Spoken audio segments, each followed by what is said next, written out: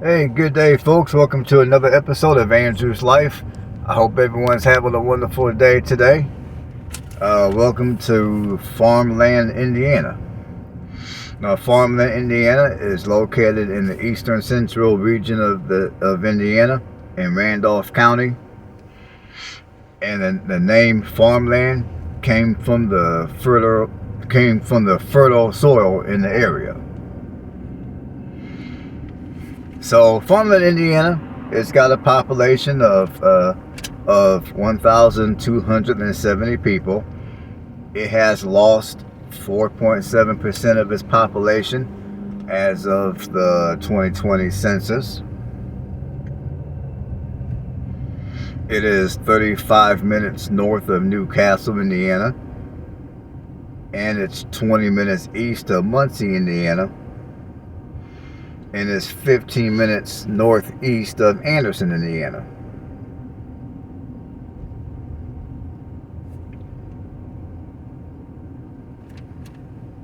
And it's 32 minutes from Portland, Indiana.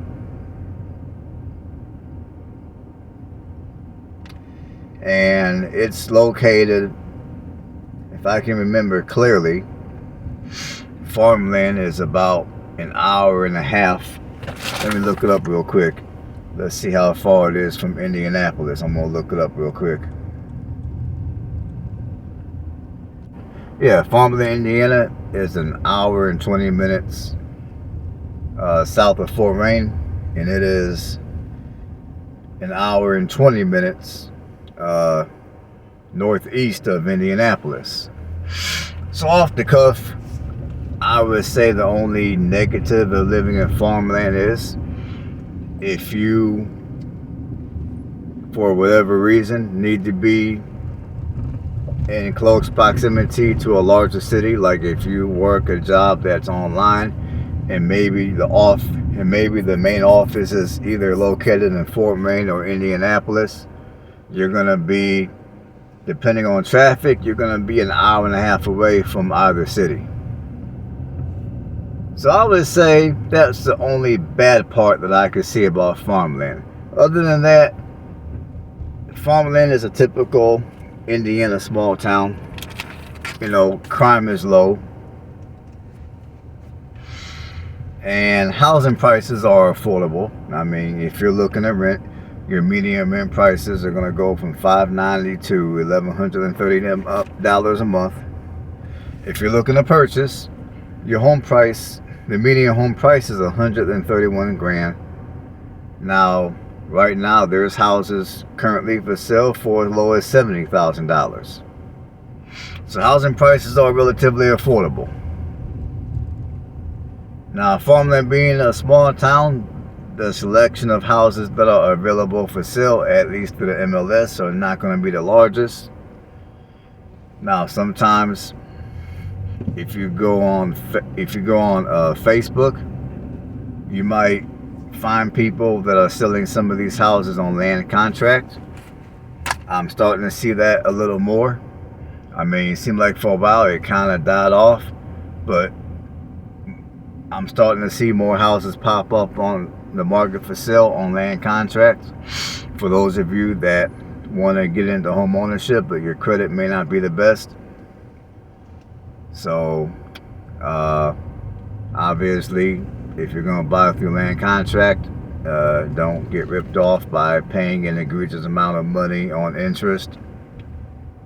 And even if you buy on land contract, you're going to still want to go ahead and hire yourself a home inspector to make sure the house isn't too messed up, or whatever the issues the house may have, you'll at least know in advance before you sign the contract.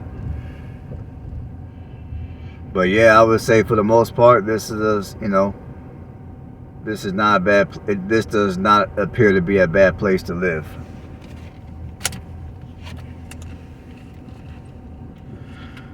I would say if you're able to find work within the local area or within a half hour of some of the other places I named off earlier at the beginning of the video, then this could be a nice, quiet, small town to reside in.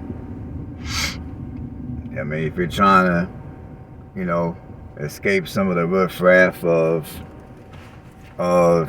Anderson or Muncie. I mean, this is a good place to move to.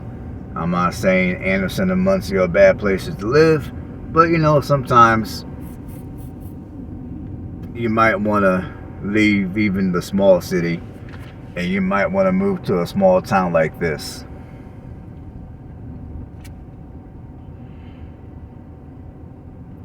And there's properties out here that if you're looking to start yourself a homestead, or you got a green thumb and you want to grow your own stuff, this could be a decent place to reside for those purposes.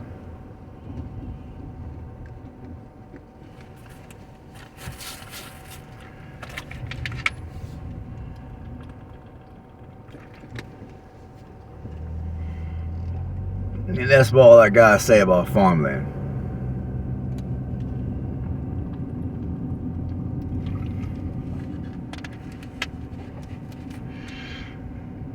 Like I said earlier in the video, well, just a couple of minutes ago, yeah, I do notice more houses on sale. I mean, for sale on land contract. Because, you know, one thing which came to my attention is, I mean, of course, you guys know that I'm out here looking to purchase a home here in Indiana.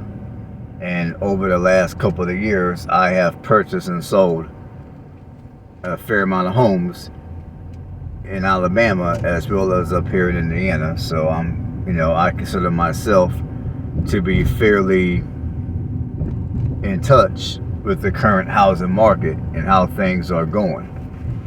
Now, granted, I'm not a realtor, so, you know, at least right now I'm not. I mean, honestly, if I were to come back to Indiana, I thought about going for my realtor license because I do like Indiana, and I think it would be a fun experience for me to go for my realtor license and then to try to sell some houses. Now, I know there's way more to being a realtor than what I said. I realized that, but in a nutshell, I think it would be worth my while to at least earn my license and to get out here and give it a try in the real world.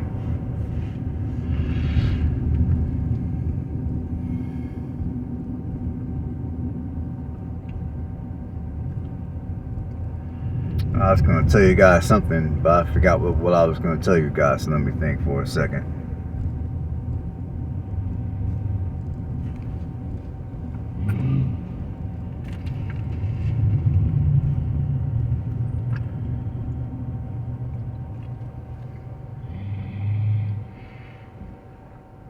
Yeah, here's what I was going to say. Now, I'm pretty sure for those of you that have currently been looking to purchase a home, and maybe you're taking out a loan, you're taking out like an FHA or VA loan, I'm pretty sure you guys realize how fussy these government lending institutes that the government is when it comes to loaning you money for a house. Like, if you do a VA, FYI, for those of you that are looking to buy a house, if you do a VA or an FHA loan, I mean, like a few criteria that your house has got to meet is, and these are just a few, there's most likely going to be more that I don't know or at the moment I can't think of, but a few basic criteria is if you purchase a home and you use a VA or an FHA loan, for starters, you can't have any, there cannot be any paint chipping off the windowsill. In fact, I believe you're not going to be able to qualify for an FHA or a VA loan if the house has any kind of paint chipping, rather it be the windowsill or even on any of the walls. Secondly, all your windows have to be able to open and close. Thirdly, you cannot have any wood that's rotted.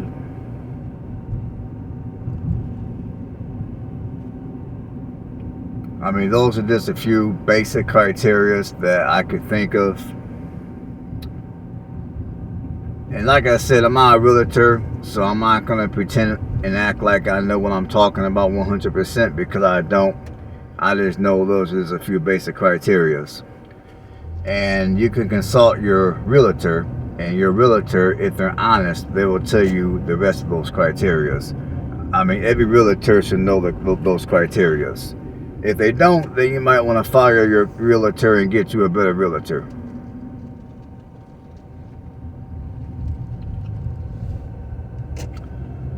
Alright folks, that's all I got to say on this one. So, thanks for tuning in. Thanks for watching. Stay blessed.